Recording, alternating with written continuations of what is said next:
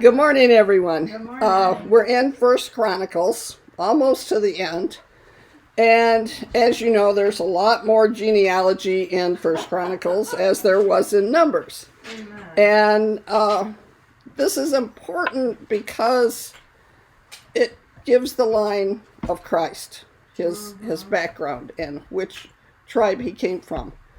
But what I really want to talk about is David, King David, when he brought the ark into Jerusalem, and brought it into a tent of meeting, because he was not going to be allowed to build the temple because he had spilled too much blood.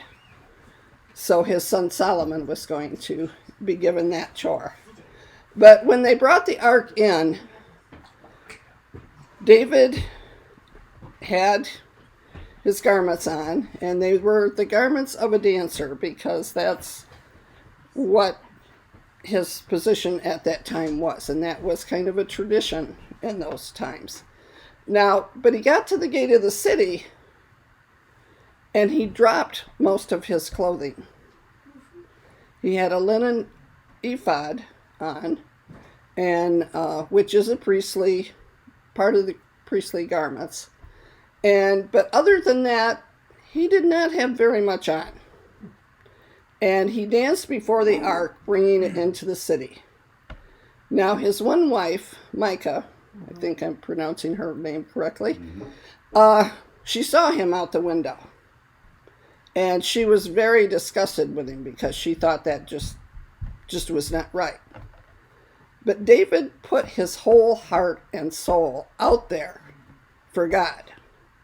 He didn't care what she thought. He didn't care what anybody else thought.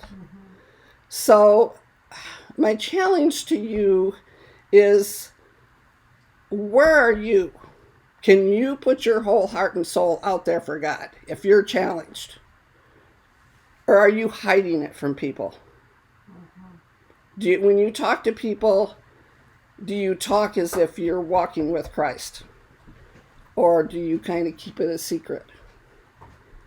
Now, one of the things that we're supposed to do is evangelize, and that's one way of evangelizing. Sharing what we have, sharing our faith, telling people what God has done for us, what the Lord has done for us. And it's like, do you care what people think? I know right now a lot of people, they go in a store, they think they have to wear a mask, or they don't wear a mask. Now, are they doing it because of what people think? They're doing it because they're afraid of a virus? But it's like, myself, I don't care if people know I love the Lord. He paid for my life. My life isn't mine, it's his. And he directs me. He directs me every week with these weekly observations.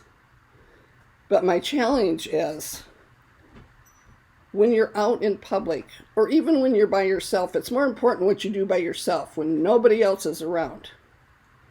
Are you living as the Lord is living in you?